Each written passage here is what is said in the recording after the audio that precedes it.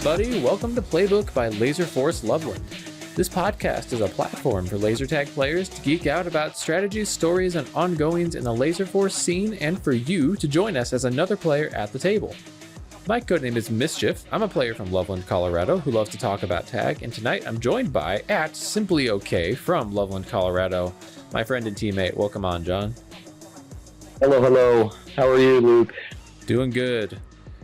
All right, so SimplyOK is a longtime incredible player from Loveland. They just recently became a world champion at Laserforce Internationals 2024, and they are going out to Australia, Brisbane, to compete in 2025. Quite a year, or last couple years, huh? How you been? Yeah. Good. I mean, staying busy, working a bunch and taking care of the new baby, the new addition to the family, who will also eventually become a Space Marine. Oh, really? Yeah. I've been saying since she was born that, like, as soon as she could walk, she'll get a pack on. So we'll see how well that goes, but that's the plan for now.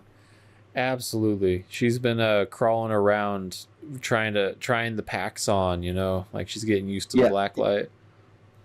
Yeah, we're gonna load up a game of Space Marines eventually, and have her choose red or green. It's kind of like choosing the light side or the dark side. So eventually she'll choose. Yeah, that's really. We'll just lay out like 5 packs with each position and see which position she goes for.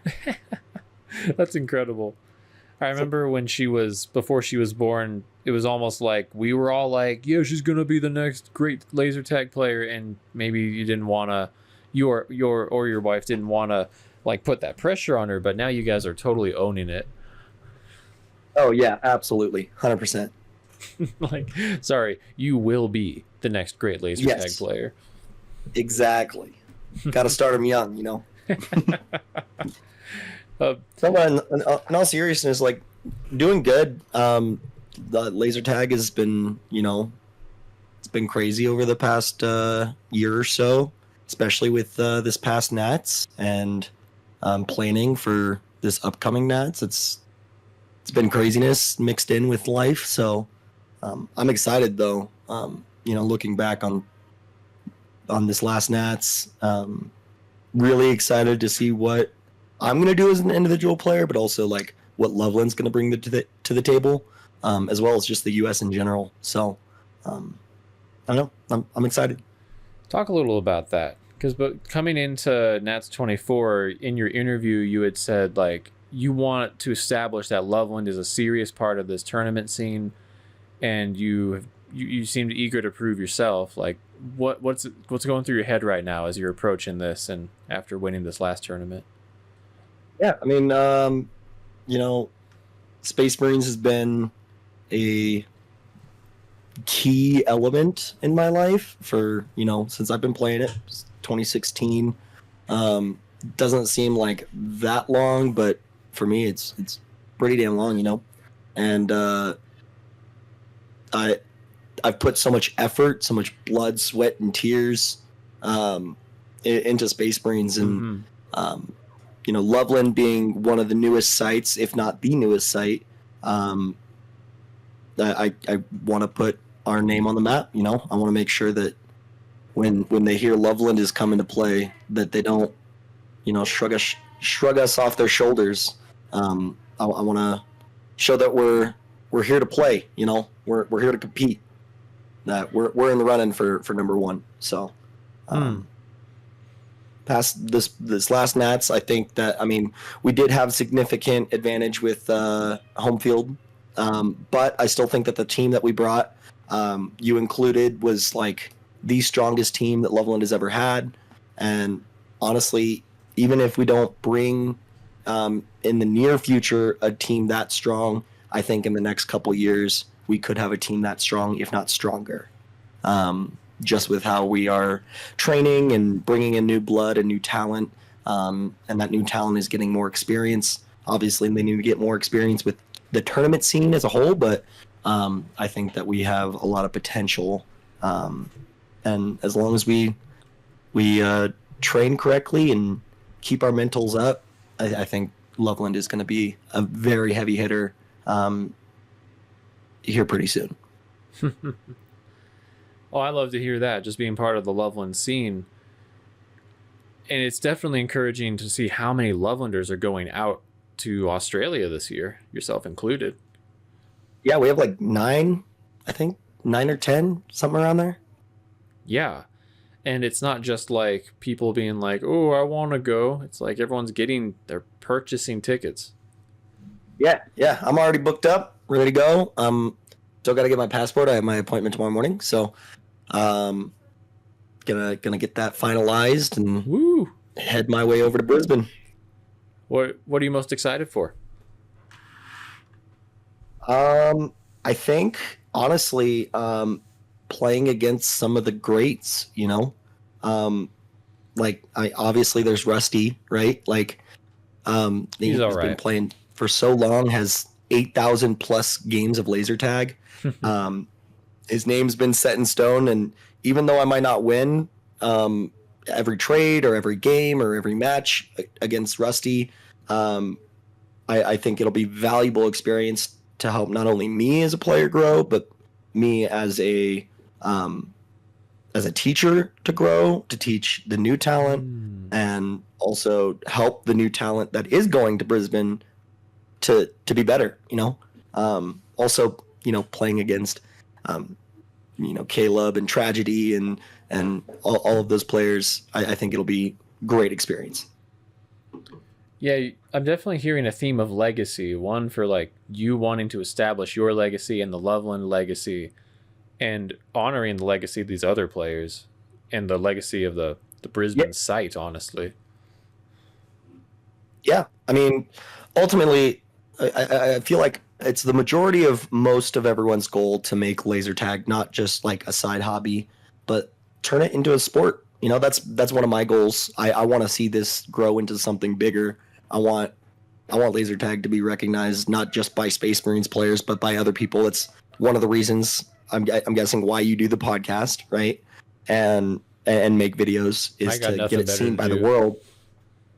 You got nothing better to do? No, you're totally right. It definitely is like a dream and a vision that many of us share. Yeah, and I think that every scene, every sports scene starts with a legacy of some kind, right? And I think that whether it be Australia or Loveland or Utah or Cali or Syracuse, like no matter what side it is, I think it's important to build a legacy. That way you have a base to stand on when you are presenting it to the world. So, I don't know, in a perfect world, like what do you envision? What do you hope that this becomes? I'm hoping for like professional sports. I'm hoping, people getting signed and being able to get paid, and there's prize pool money, and like this be a professional sport. Because I mean, it's hard work. It's not only like physical hard work that you're putting into it, it's also mentally hard work. There's a lot of tactics involved. There's team play, there's synergy, there's a bunch of different factors that it just lines up with almost every other sport. And the cool thing about laser tag is it's a cool mesh between like a physical sport like football or hockey, right? That's really easily televised, but also a mixture between esports, which is like on the rise right now, right? Where like professional Valorant, VCT, that's happening right now, and their viewership is wild. And Dream World, I want to have that viewership from people at home, but also, who knows, maybe have a live audience, right? And be able to have that big scene.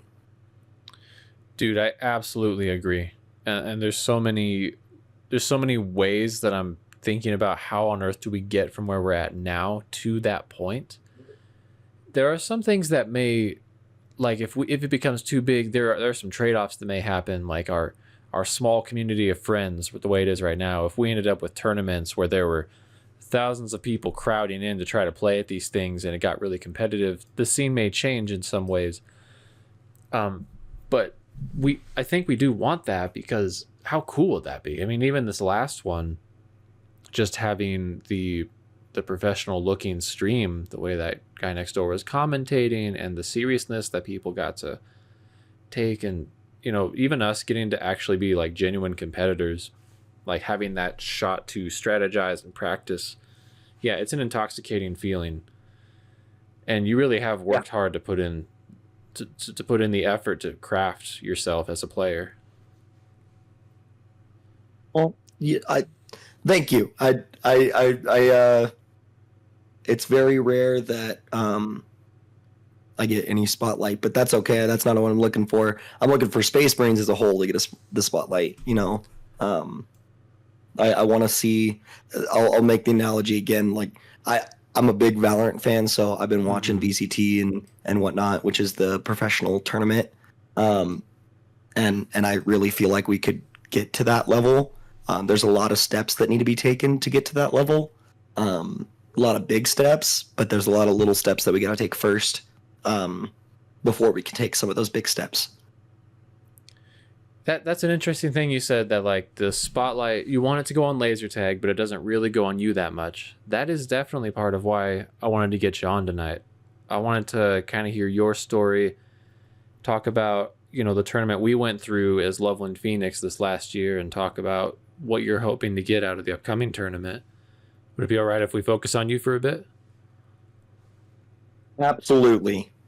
All right. I'll be a little egotistical for a little bit. Bask in the spotlight, And this is, as I was mentioning to you before we started recording, it's been about 6 months since we won the tournament. Time is quickly slipping away, and people are starting to look ahead to the upcoming tournament. So I want to capture some of the real raw thoughts and feelings that you got to experience going through all this, while it's still relevant, and so that we kind of like time capsule this. Yeah. It's not every year that you get to hold the title of world champion. Yeah, I mean it's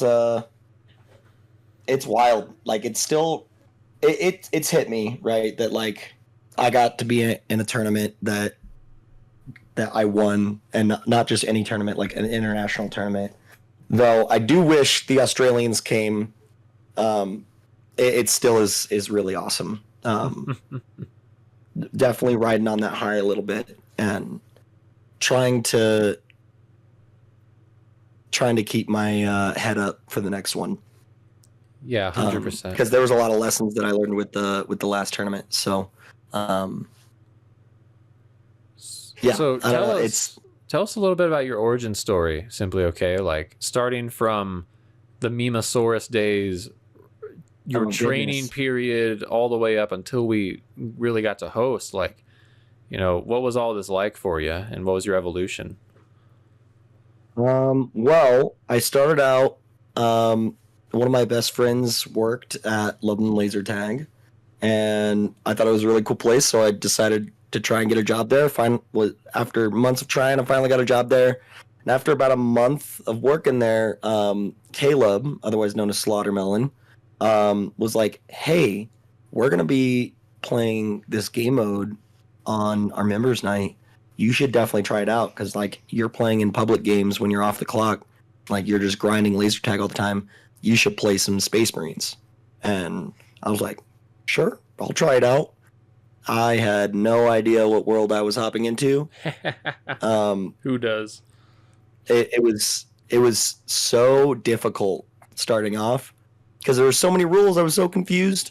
I just wanted to stick my phaser over the wall and tag people and pop shot, because that was what I was good at. But after a few months of playing, I understood like that there's more to this game. Like there's strategy, there's teamwork, and I was hooked. I couldn't stop playing it. Came every week, started playing, and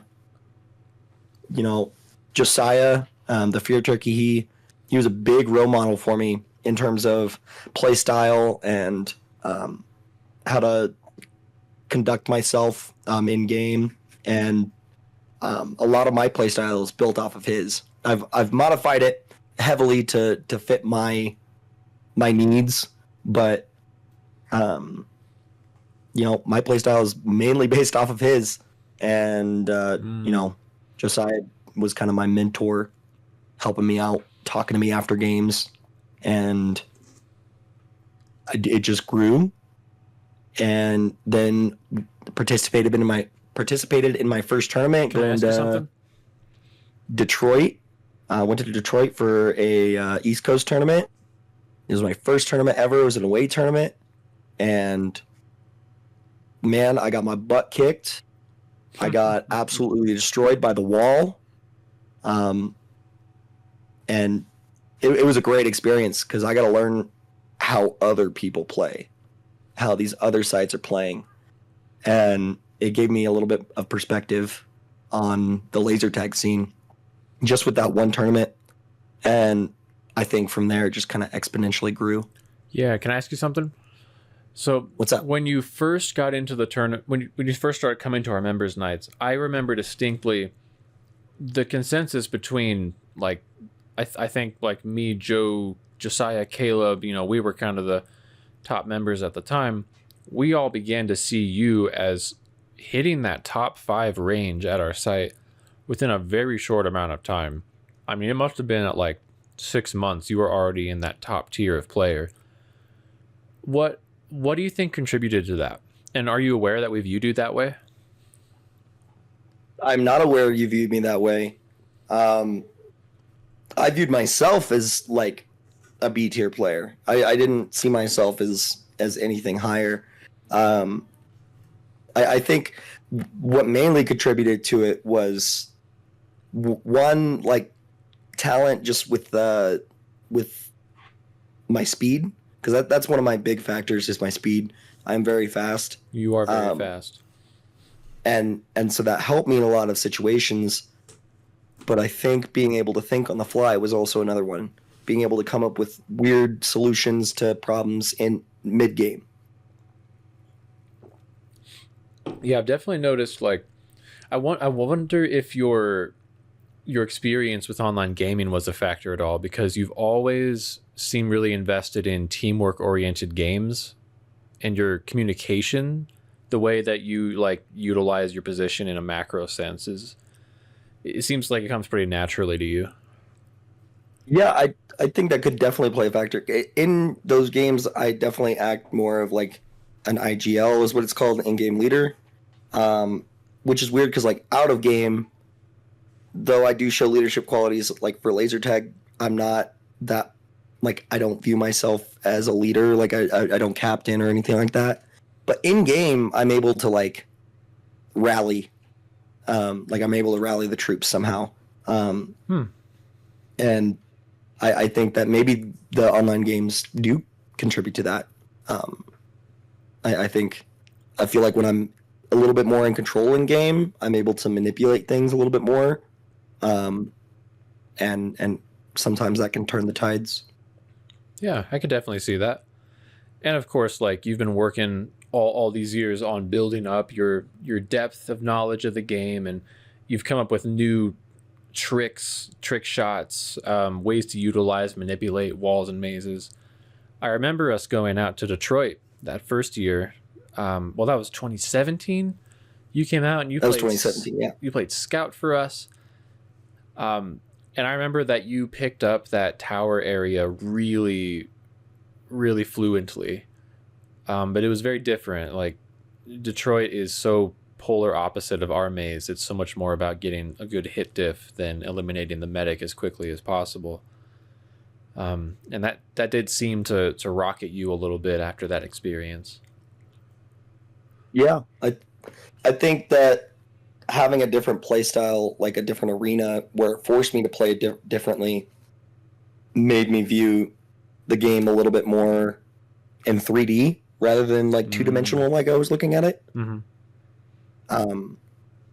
I don't think that's where like I really took my boost. I think I really took my boost in how I played the game in the West Coast that we hosted. Ooh, yeah. Where I was on the B team, where I took 13 penalties for the tournament.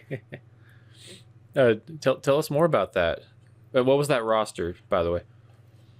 Oh goodness. It was myself, Brahmatized, Feeder. Wow, I'm just like completely blanking right now. Zenless. Dr. Feelgood, Zenless, and Noah I Perotta. want to say, yeah, it was no Proto. Yeah. And Poe. you know, Poe was we his were name. yeah, Poe.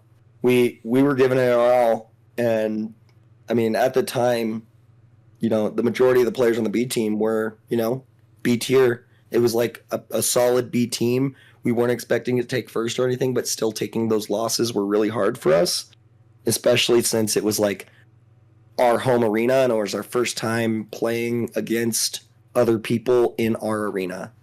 Um, so even though we were so used to playing our play styles in our arena, having these players show us why our play styles weren't necessarily working or our synergy wasn't working or you know they just shot us more than we shot them.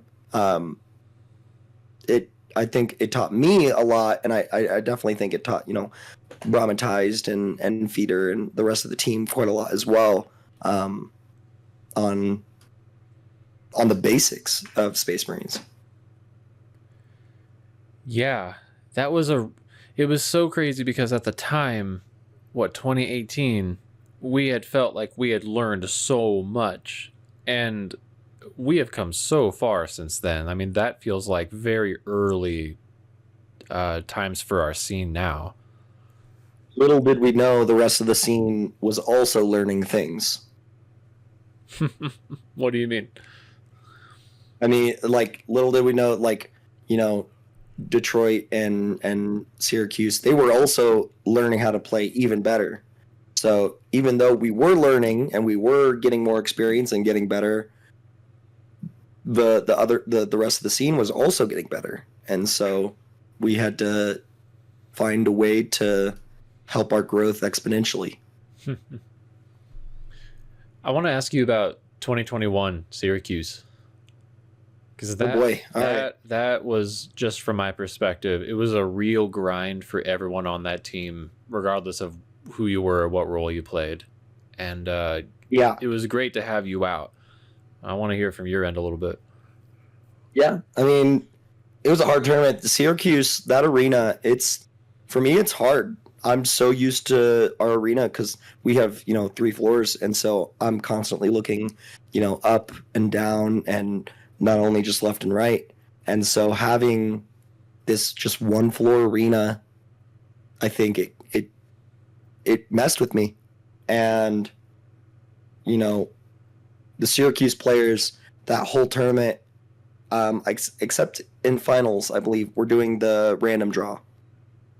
So they were doing random positions during the whole tournament, and you know, as a team who was giving it our all and still losing to a random draw, I think it definitely was demoralizing. Losing, even though we knew it was their home arena, we knew like that they're really strong in their arena, or as players in general. I think it was still, you know, a hit to the morale. And I still learn valuable stuff, especially with trails. Like I learned so much about like how to set trails and how to, you know, do parallel pathing and whatnot. And now I apply it to how I played today. And it was a real grind. Like having some of the Syracuse B players just slap us with like some crazy plays was eye opening. Mm-hmm. Yep, I remember that B team. Zerg in particular was a menace. Yeah. Yeah, he dropped crazy numbers on Commander and just like destroy people out of nowhere. Yeah. Yeah, that was a rough one. We had aspirations for that to be one of the best teams we ever put together going out to Loveland, and in truth it was.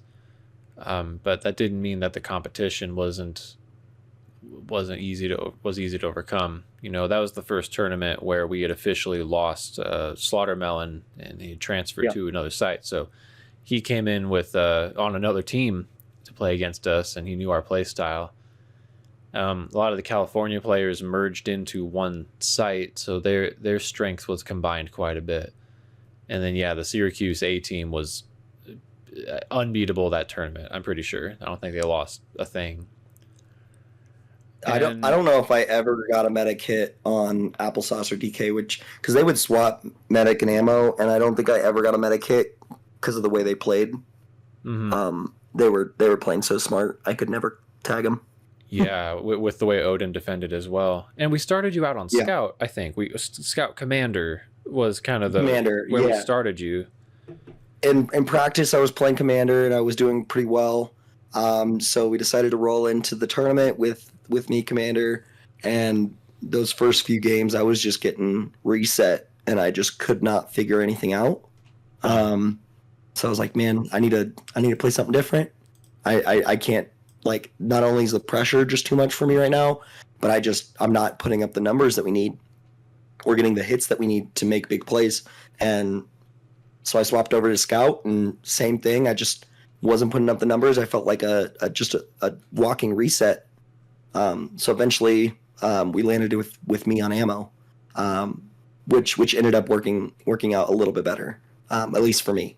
Definitely took a little bit of the weight off my shoulders. I don't know why, but when I play Resupply, some of that pressure is kind of released from me a little bit, and I was able to do pretty decent. I do want to encourage you a little bit. So I remember that we started you out on Commander, and we ended up making a switch to have you on ammo towards the second half of the tournament. But you did have some success on Commander. I'm looking right now, and I could send you this if you want. In I think our first game against St. George, you were Commander, and you had 6 medic hits and a nuke cancel on Snuffles. And we won the game by Elim. Dang. I had 4 nukes too. Yeah, 4 nukes. I don't remember this game. That's crazy. No, Snuffles Commander, Tandor Heavy. See, I don't think I think you did a really good job on Commander. I think we were having synergy issues ultimately. Because I remember that Brahmatized and Dr. Feelgood could not play Resupply together as much as we wanted that to be the comp. Something had to change, and I think Dr. Feelgood was having issues with his foot or ankle. Yeah, I think it was the ankle. So regardless, like that was the plan coming in. I've never thought that I have really much of a ceiling on Commander in Syracuse, and I thought that you would have that, and so that was like I was hoping I could sync up with you as your scout, and we could make this the main lineup, but we ended up not going with that. And you ended up on ammo with Dr. Feelgood Medic and Bagel Heavy Weapons. How was that transition for you? I think it was okay for me, like me specifically. From what I remember of the Syracuse tournament, playing ammo was probably the best position to put me in. Like not only just for the team, but also for my mental. I think it kept my morale up a little bit more. I think when I'm in those, the 3-hit positions, especially, it definitely puts a little bit more pressure on me. And, I'm actively learning how to help deal with that pressure mid-game. But I think at that time, especially, it was like especially rough for me to be able to play 3-hit against, these heavy hitter teams. Yeah, it can definitely be a lot of pressure, and I think a lot of it depends on how you frame the tournament. Me and Than are having talks about that right now. We're trying to do a little mental health series, and definitely something I want to talk about is like how to handle expectations or handle pressure. Coming in and being a 3-hit, you just know, like, yeah, if I mess up, it's going to really impact people. Yeah, I mean, every position has like immense value to the game, but 3 hits, like, there's a little bit more pressure in order to make those big plays, to help put your team in a better position. Because there's times where scouts can make those big plays and impact the game heavily, but the majority of the time, 3 hits are going to be the one doing those big plays to put the scouts in a position to kind of clean up. At least in our arena, that's how it mostly is. For me, it's a lot of pressure, and especially commander for me, because commander is seen as the high scoring position. If you don't put up those numbers, it doesn't translate well, if that makes sense. Like lower numbers means you played worse, even though potentially you could have 4,000 points, but you killed out the medic with all of those points. I don't know. For me, like seeing those low points on commander, for me, it's like a lot more taxing. Yeah, I mean, I get it, especially on commander. It's like points also translate directly to nukes. And so it's the one position where it's like, yes, a high score directly translates into all these important things. And there's a bit of a scale, I would say. Like, yeah, 4,000 on commander, like in no situation is really like acceptable. But, you know, sometimes sometimes I'll get a 6K, but we elim'd them really quickly. Or I got a 6-7K and I have like a 0.6 hit diff, and I was soaking up all the attention, and the rest of my teammates were able to get a lot. I don't know, like there's different play styles and all that, but sometimes the commander can just be soaking up hits, still getting like some special points along the way and dropping those nukes. I don't know. That's the great thing about SM5 though, is like there's different metas, different play styles. It's not necessary, but yeah, there's definitely a lot of glory that comes your way when you get a 14K commander score. Yeah, I think in my brain at least, like if I don't hit that benchmark, like, you know, what kind of commander player am I? And I think that's the expectation that I've set for myself, even if I don't necessarily agree with it, especially right now. I know that commanders can be heavy hitting without making crazy high scores. Like you said, it's very situational. But in my brain, that's just, you know, how it goes. Those high scores are kind of what my brain sees as important. So, yeah. Well, you know, I would say in truth, it's probably just one piece of a larger puzzle, that your score matters, but it's not the only thing that matters. I mean, yeah, I kind of want to skip ahead then. So like you played ammo and we ended up playing in Nats. Let me just stick on that topic real quick, and I want to talk about Nats in general, but you know, in finals, in Nats, our first game, you know, our team had some really high scores, but I had a 7K commander game. What would you say about my commander game? I think looking back on it, I can throw it up there for you. Yeah, let me take a peek. Looking back on it, like we won, and you know, that's what's important, because it's like you said, the bigger puzzle, that like the bigger picture that matters. But if we were to look just like purely at the score compared to the other scores, like I don't know, if I were to throw up that score, I don't know if I'd necessarily be satisfied with myself. But that's me setting expectations for myself.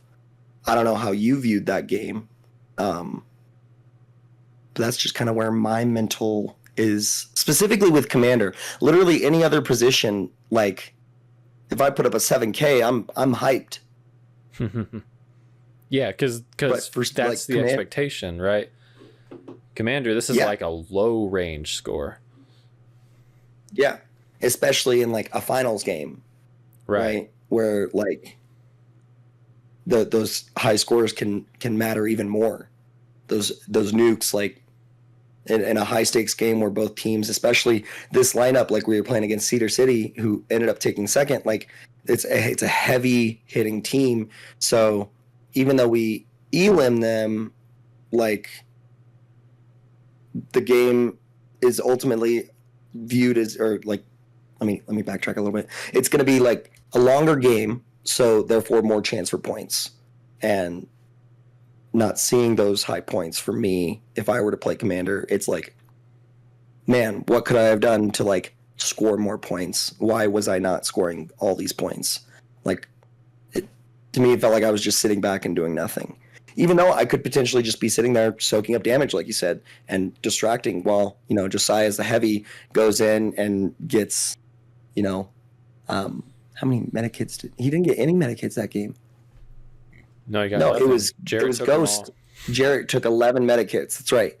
Yeah. So like, I don't know. For me, that is just, that's my mental on Commander. At least it has been for a long time. I'm working on trying to change that. But for sure, I don't know. I'm thinking about it, and I think I have an answer for you, because I'm disappointed that I got my nuke canceled. I'm disappointed that I didn't get a very high score, I suppose. But I don't feel bad about, like, yes, there's things I could have done better. I don't feel bad about my score, really. And I think here's why. It kind of stems back to when I used to play League of Legends. And I'm sure this applies to other games too. Like, remember when I was saying in practice, we were practicing the Loveland Phoenix lineups, and I said that if our heavy has a 4 or 5k score and our commander gets a 12k score, then our strategy worked perfectly. Remember me saying that? Like, yeah. I want a game where if our win condition goes right, we push him downstairs, and our commander is the one who ends up getting all the points. And this is actually a game where the enemy team got a lot more leeway than I would have wanted. But sometimes someone who isn't your main carry gets the points rather than your carry. So I'm thinking in League of Legends, like, if things go the way that you want them to go, your carry, like AD carry, I don't know if that's still part of the role or one of the 5 roles, but like, you want that damage dealer to get all the kills and get the most money to become the most powerful and snowball, and let them be the one that is your main win condition, right? But sometimes they get shut down, and you need someone else on your team to step up and get those kills and and you have to win in like an off meta way or an unorthodox way. And that's kind of how I saw this when I watched the feedback, when I watched the playback. Like, I was definitely playing much more of a tank than an AD carry. There was literally a point where Josiah was like low on lives, and all I did was I kind of run out herp to derp, and I soak up Snuffles and Slaughtermelon's attention for about 20 seconds. Snuffles gets a penalty on me. I make a big trail back to Josiah, and he got 2 shots of lives back. And it's like, we're not winning this game with me getting a 12k score. We're winning this game with enabling my heavy and scouts to do the work for me. That's kind of the story behind the numbers on that one. But no, it wasn't me. Ideally, I would have gotten the numbers, but I didn't, and that's okay. I think in hindsight, for me, like any game like that where, you can actually reflect on what is happening during that game, that's where like I can agree. And like, but mid game for me, like if I'm not putting up those points, it's more taxing. Sounds like you start to really feel like you're failing. Yeah, because mid game, like, it's the heat of the battle, right? Like, those points can be so crucial in a game like Space Marines, where like every second matters, right? Every trail matters, every point matters, every medic life matters, and And so as a commander who's generally expected to score high, like if I'm not putting up those numbers, it's more pressure mid game, even if I'm not fully comprehending especially if I'm not fully comprehending what's actually happening during the game. If I'm not seeing the macro of what's actually happening, right. I get sucked into that micro. Like I get tunnel visioned, Oh, I totally get that. Yeah, it can be like a panicky thing. I mean, I felt that in our game against Cali, the first one, where I got slapped around by Dill, and I knew I was behind, and I could hear my team getting killed upstairs, and I was trying to drop my first nuke in desperation, getting the bases to catch up. Like, but the thing is, like, I totally empathize with looking at your score and starting to feel the sweat because, oh no, I'm falling behind or I'm not doing good enough. But it's like one of the least helpful things to think. And so it's like you gotta overcome it somehow. Which I am slowly getting better at. Like now while I'm playing Commander, like I'm trying to like work with my scouts and I'm not more. Saying I'm not saying I'm doing it perfectly, by the way. Yeah, no, I think every player has room to improve. Even you, Rusty. Even you. Every single player. Even Rusty. No, but I think every player has room to improve. And so like I'm starting to try and like communicate more with my scouts and come up with game plans mid game, like trying to crack defenses that can't be cracked or be able to set trails to put down a good defense or soak up damage or attention or try and get meta kits that are gonna change the influence of the game. So I'm working on it. I think that at that time specifically, I don't think that Commander was necessarily the correct role for me. Which, going back to what we were originally talking about, is me playing ammo.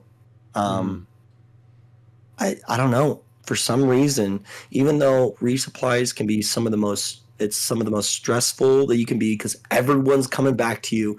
You are the backbone of the team, the people giving them the utility and the resources to be able to fight. It's less stress for me. When I'm playing ammo and I have 4 people screaming at me that they need shots, it's less stressful than people yelling at me to drop a nuke. I don't know. I think I get more stuck in the micro when I'm playing Commander, and I'm able to see what's happening more and see the macro of the game when I'm playing ammo. I mean, you're an incredible commander, and you know that, and most people who have seen you play laser tag know that. We've been that was definitely part of the game plan. Now the game plan, just for context, like you were about to become a father, so the game plan was a little flexible involving you. We had definitely had you marked down as a commander scout type of player. But as we kind of evolved things, Brahmatized had been putting up these insane scout scores. Brahmatized really had a heart for scout over resupply, though the team player he is was so willing. And there was just this one night where we had you and Joe practice doing some resetting together as resupply, and you are one of the absolute best resupplies at our site, like a top 2 or 3.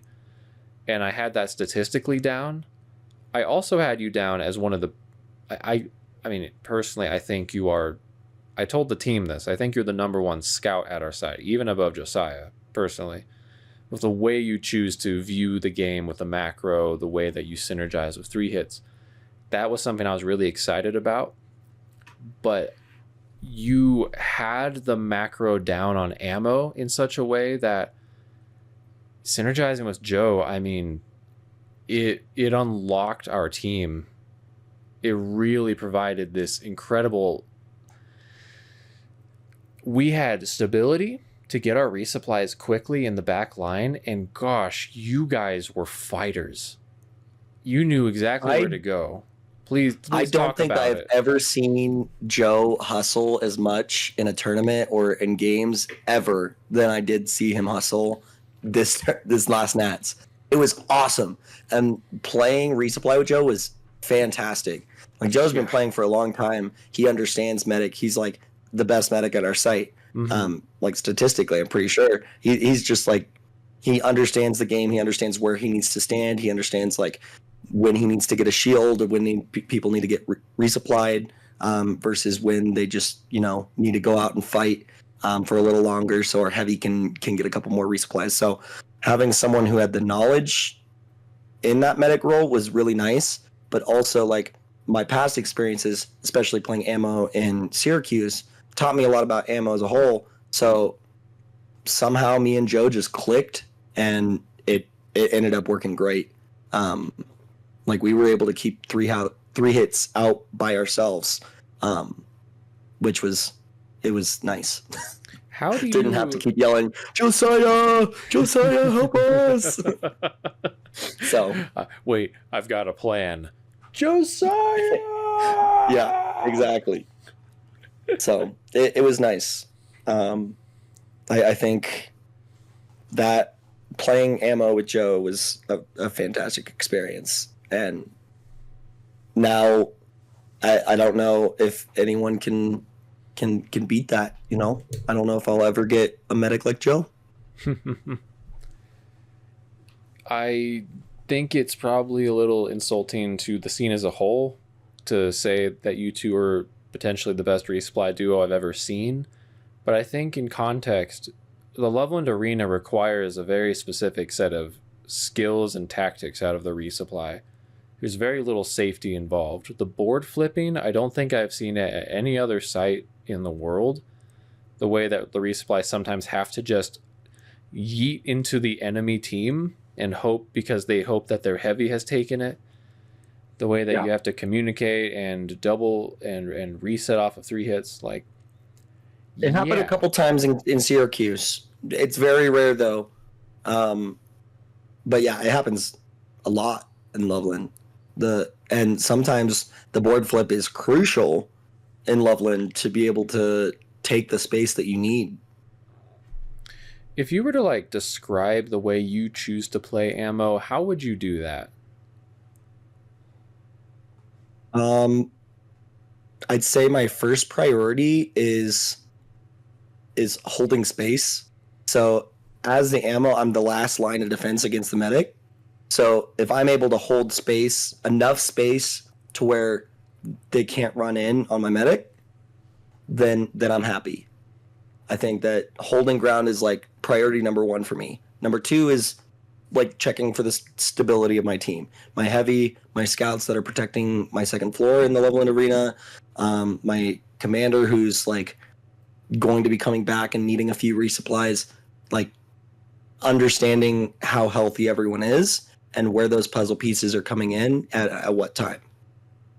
And I think number 3 is just like willingness to fight, not being afraid to drop down to 12 lives and be able to get the commander down and give my commander an extra edge. I think that's kind of the PEMDAS, if you will, for me for playing ammo. That was really well said. I would definitely be interested to hear you talk more about the role in general, because it's I think it's the most unexplored position in SM5 as far as its full potential. Yeah, I mean it's a complicated role because like medic, we understand how medic plays. It's 20 lives, got to protect them. Now medics don't always have to be tucked away in a corner. They can fight as well.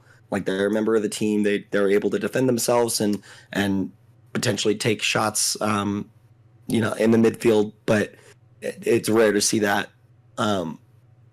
But ammo is super versatile. I think of ammo sometimes in certain positions, like in certain games, as a third scout.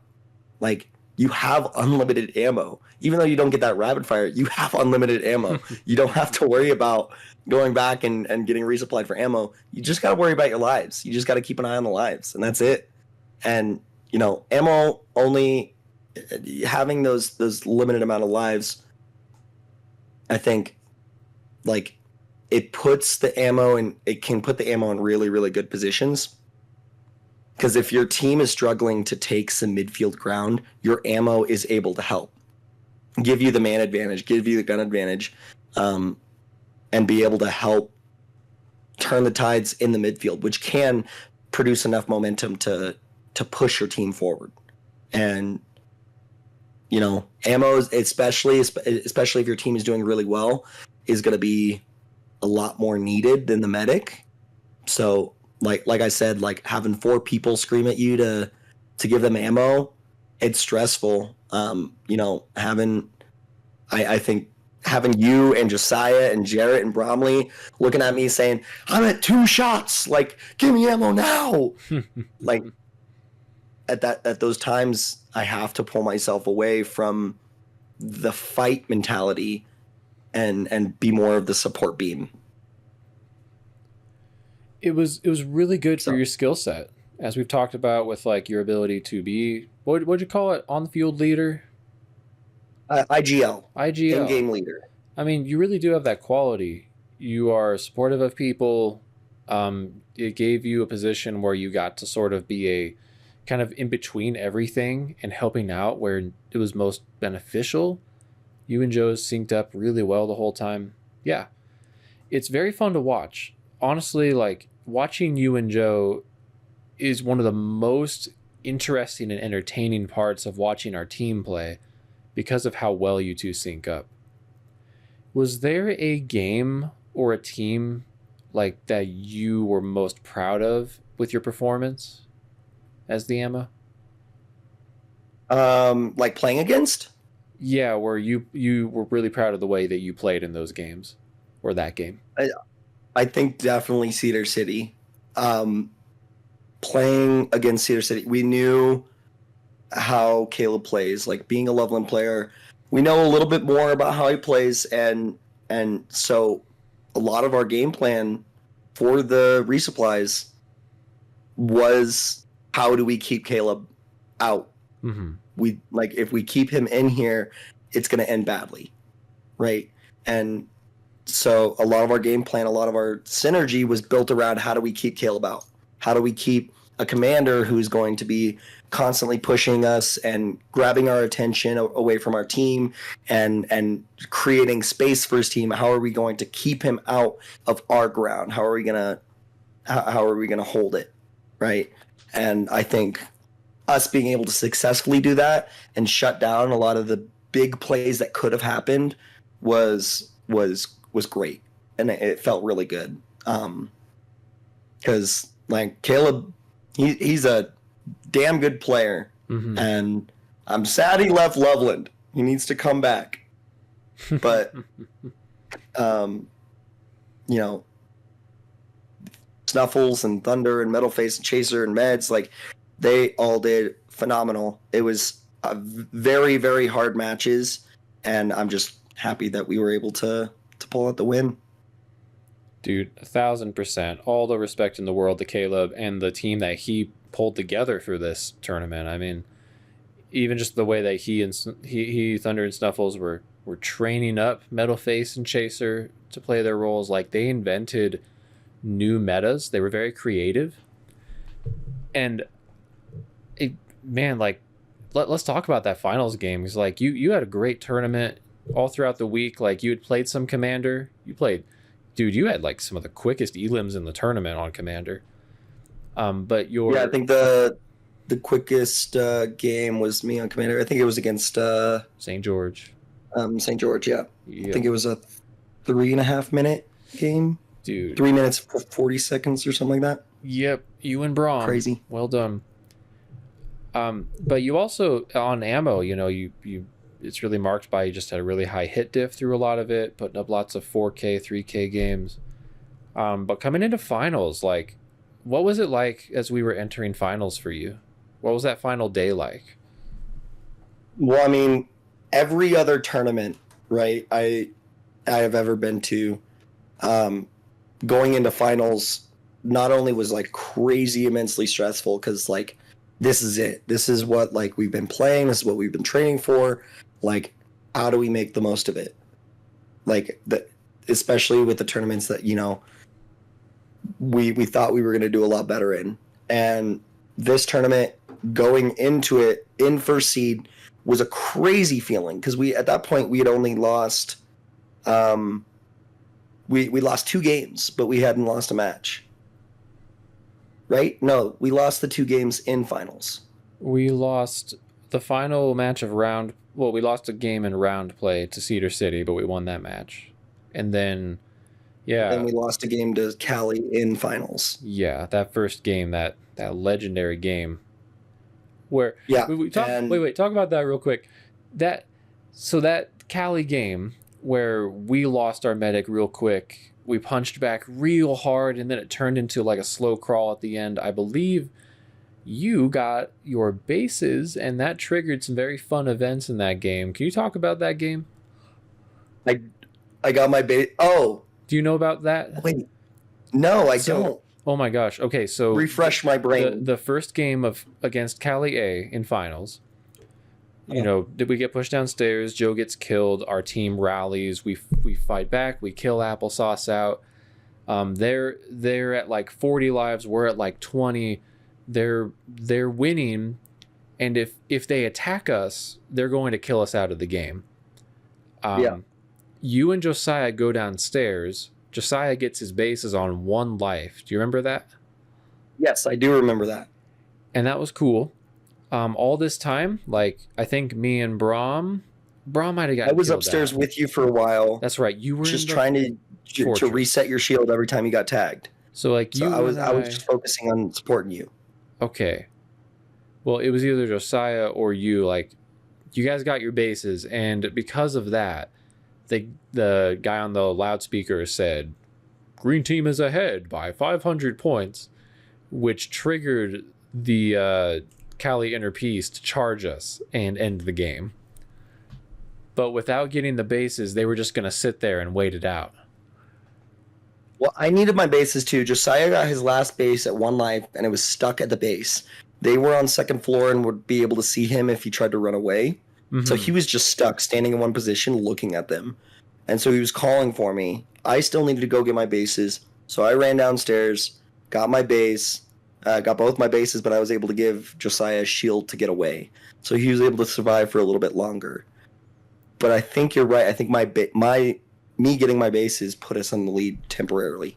Yeah, I'm watching it right now. This is pretty crazy. You were at 5 lives. Josiah goes down. He gets his bases.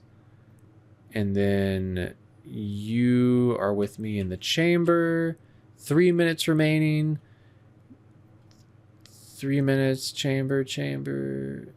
You slip down at 2:30. You get your base. We take the lead. And here they all come. Yeah, then they started absolutely pushing us because we were holding third ground at that third floor at that point. Like we had taken it, but they were on second floor. They had more lives, but because their medic was dead, they didn't want to push. Right. They were trying to be sparing with their lives, but as soon as they heard that we had taken the lead in points, like they were like, "We got to end this." Yeah. And it was definitely the right decision by them. Like, I think if we were able to, because we died with 1 minute left, right? I think it was just under 1 minute. Yep. It was me and Josiah with 1 life each at minute 30. They find you, they get Josiah, and then it was me. Yep. Yeah, I think literally if we had waited a minute longer before we got our bases, it might have been a different story. Like, maybe we could have survived or won the game by a few hundred points, which is crazy to think. Like, Joe got killed out so quickly that game. Mm-hmm. Yeah, I'll find it. That was it was an incredibly hard game. Yeah, he got killed out. Let's see, 6 minutes. Nope, sooner than that. Joe was dead. Yeah, I think it was 3 or 4 minutes in. Oh my gosh, he died so quickly. This is not an indictment on Joe. Obliterated. We did not protect him well. No, came in and just wrecked us. Yep, he was dead at 5:30. Yeah, 5 minutes 30. Crazy. that's insane. Yeah, I don't know. I think going into finals though, being in that first seed is like a little bit surreal, right? Like I personally have never been in this position before, and I had high hopes, but I didn't want to get them too high because like we were determined to during the whole tournament, no matter what team we were playing against, treat them as though we are playing against the hardest team we've ever played against. Right. And like put the respect in their names because we want them to give us the same, right? And that's what I try to do. You know, every team we played against in finals, you know, play it hard, stick with the basics, and just like try to pull out a win. Try to play with the team. And you know, the finals, it's so stressful, and I was so determined to get just my basics correct. You know, phaser looking clean, not, you know, pop shotting, not doing any weird peaks around the walls or anything like that. Making my trails, trying to give Joe his shield, trying to make sure everyone on the team is healthy. Like I went through my PIMDOS of ammo, and you know, our team ended up doing really, really well, and you know, couldn't be any more proud. Dude, like that is a good way to describe it. I've watched that game back against Cedar City in the finals a bunch of times, and like everyone on the team was essential in that. You know, everyone on the team carried a huge bulk of the weight. I go down the list, you know, I had to actually go and attack and put the pressure on and drop the nukes. Josiah played an incredible defensive heavy. That first game especially, he was under a lot of pressure the whole time. You know, Ghost and Bromley racking up 15 medikits between them. Bromley being a great distraction on the second floor, taking out Thunder a bunch. But, you know, Resupply often get the short end of the stick when it comes to that spotlight and attention. But this game in particular, or especially these two finals games, honestly, like the spotlight always to me goes on Caleb and you and Joe. And the crux of the whole game to me feels contingent upon, do you get Caleb down? And I don't know what was going through your head. I want to hear about what that was like, because especially in the second game, they're like, we need to go for a big knockout punch or we're going to lose to Loveland. So Caleb immediately gets on top of you and Joe, and he tries to break you right away. And yeah. I want to name this, just immortalize these stats. You know, your second finals game stats, your hit diffs. You shot Slaughtermelon 19 times. You shot Snuffles and Chaser 2 times each, Thunder and Metalface 1 time each, but you shot Slaughtermelon 19 times that game. He was your sole focus. What was that like for you? What was that finals game like? It was crazy. Like, it was probably the most amount of pressure I've ever felt.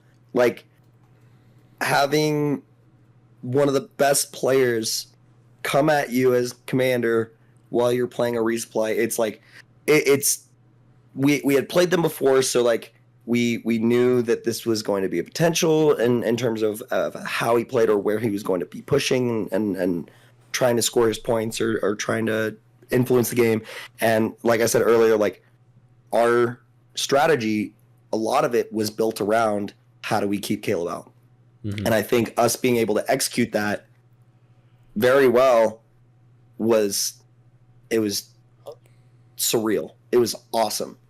And like, I don't know. It's like, it's a feeling I cannot describe.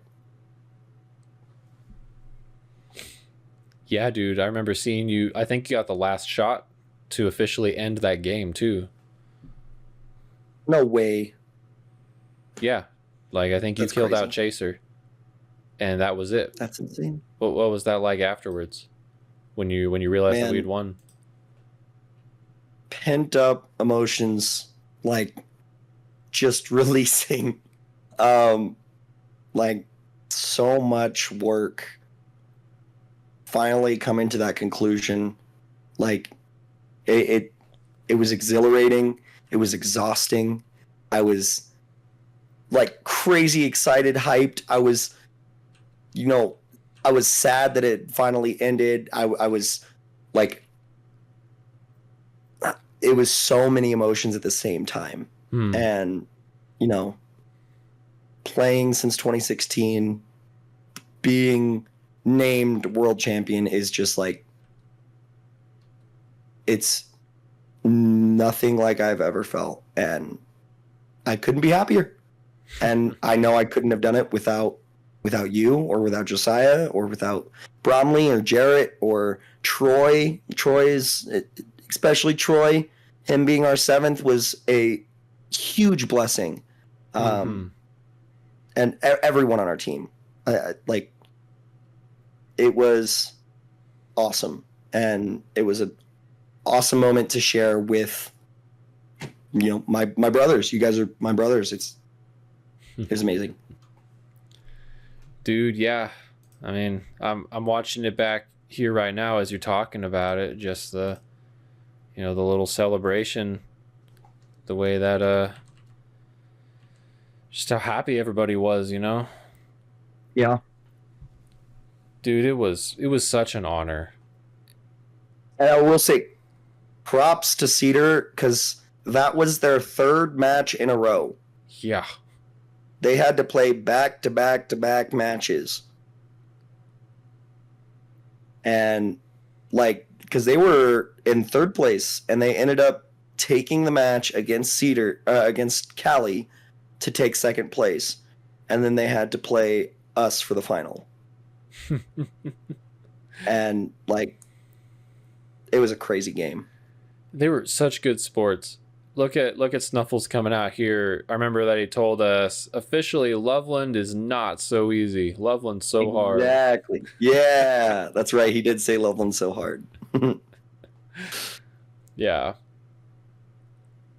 My goodness. Well, yeah, dude, it couldn't have been done without you. I mean, something that really inspired me was just we had a team that top to bottom at every position, we were just top of the tournament. And when you watch this game back, like, imagine if you and Joe had gotten broken by Caleb and gotten pushed downstairs right off the bat, the way that he was trying to do that. Imagine what could have happened. I mean, the this game would have changed team. Completely. But you see it here. And you saw this, even Caleb did this successfully just a couple of games before. You watch against the game against Loveland B versus Cedar. You know, Caleb runs in on Azra and the Rat.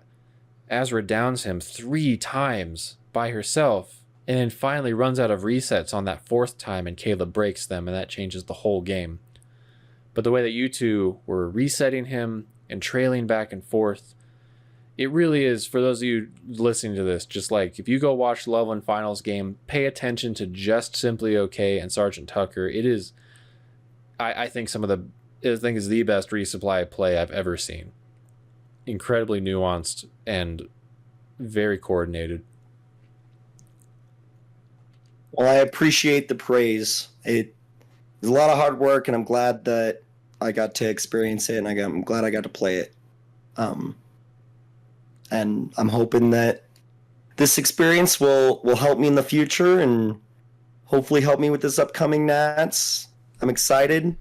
Yeah. Very, very excited to finally go out to Brisbane and, you know, show them that Simply Okay is here. Well, talk a little about that. So you're going out to Brisbane. You got your ticket. Yeah. What are your hopes, expectations? I'm hoping, honestly, like, no matter what team I play on, whether it's a U.S. team or a Loveland team, like, I think there's some discussions being happening right now with how the teams are working and whatnot for specifically US West and Loveland. No matter what team I'm playing on, I'm gonna give it my all, and I'm gonna just play some laser tag in Australia, man. And I want to take this as a learning experience and learn from other players. I want to be able to make this tournament make me a better player in Loveland and be able to, take the belt back, whether it be, if it's not this coming up year, take it back in 2026 in Syracuse. So 1000%. That sounds like a great attitude to go in with. Because personally, I don't care what combination of U.S. players you put together. I'm not expecting Rusty to go down in his home arena this year. I'm not either, but I can hold out hope. Absolutely. No offense to all the U.S. players. That, as much as I love all of you, that's gonna be my full-on ranking when we do our rankings show. I'm definitely thinking Rusty's gonna bring it home. But what about outside of tag, going to Brisbane? Is there anything you're hoping to do out there? Not in particular, no. Especially with financials tying me down a little bit.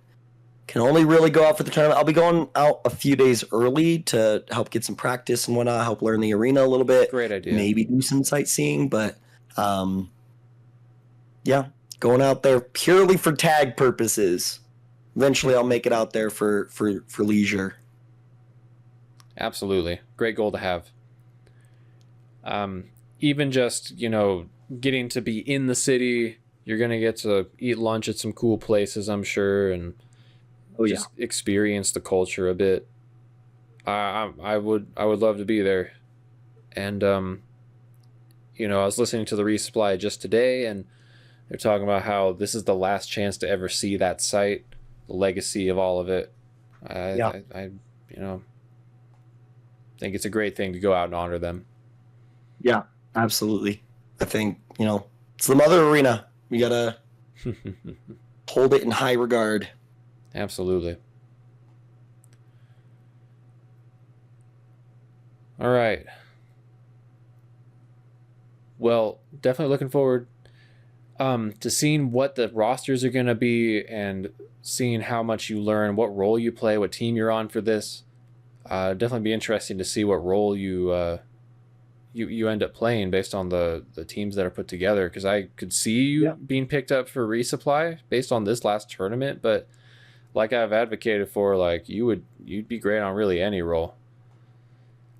And the team you're with obviously matters a lot. But I'm kind of rambling here. Okay. This is what laser tag is all about, just rambling. Oh yeah. The late night discussions. Oh yeah. Been through plenty of those. How do you feel about the Loveland site right now? Like, we're back to our members night ways and thinking of putting together a season. What have you been working on while you're here? I think personally, I don't know if I've necessarily been focusing on my improvement. Recently, we've gotten a lot of new talent, like brand new talent. Mm-hmm. And it's been really cool to see people get hooked.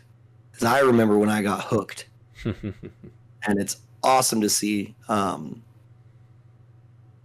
I'm just trying to help these newer players grow and have them potentially be part of the next A team or B team, or help build the Loveland legacy, Honestly, that's really cool just to hear you say, because that was exactly you. You were part of the B team. You worked your way up, you got the experience, you made it onto the A team.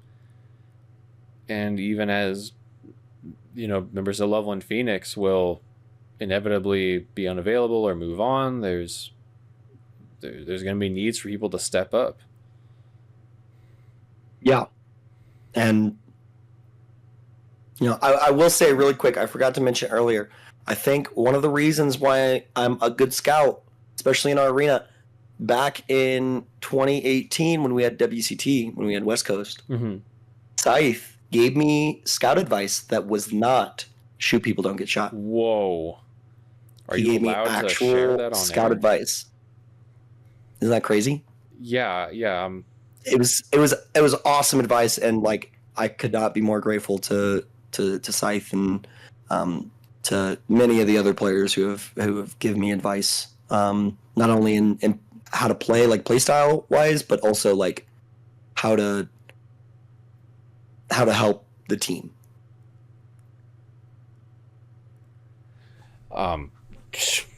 Can't imagine. You willing to share with the folks? Think about all the young kids listening to this podcast trying to pick up some tips. I gotta check the details of my NDA. I don't know if I can release it quite yet. Fair enough. Kids, just go bother Scythe. Ask him for some advice. We can't promise that he won't tell you just shoot people, don't get shot.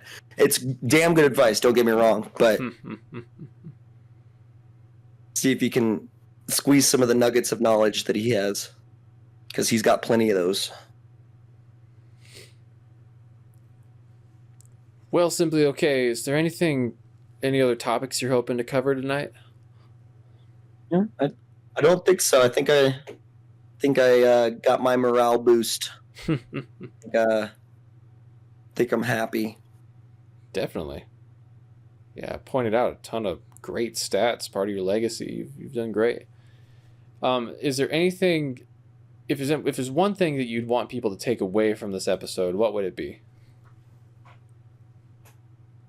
I think no matter what skill level you're at, whether it's brand new to the game, you just started playing, or you're a seasoned veteran, I think it's important to understand what team you're playing with, who the people on your team are. Not only consider them as teammates, but to consider them as friends and as brothers or sisters, and have willingness to change what position or play style you're playing to not only help the team, but also help you as a player. Because I think putting yourself in positions you wouldn't normally be in can overall benefit you. Heck yeah. I love that. And the one thing I'll say is, for those of you who are not currently top of your scene, top of your site, looking to grow and rise in the ranks, Simply Okay is a great example of a player who, was humble, willing to, despite having a lot of talent, play on lesser teams, work their way up, play different roles, and they now have a great variety of skill in a number of different roles, and it's really incredible to see where you're at now. And I'm really looking forward to seeing how you do in this upcoming tournament. Man, thank you. I am too. So what was that last part? Oh, just in years ahead, because it seems like you're here to stay. I am here to stay. Like I said, I got another Space Marine to train, so generations. Yes, exactly. The legacy. All right. We'll wrap up here. Give them your goodbye, Simply Okay. Where can they find you? Is there anything that you want to plug? No, just watch the Laserforce Loveland YouTube channel more. Luke makes some really, really cool videos. You'll see me on there every once in a while. Oh, yeah. Thanks, everyone. Thanks for coming on, John. Absolutely. It was a pleasure being here.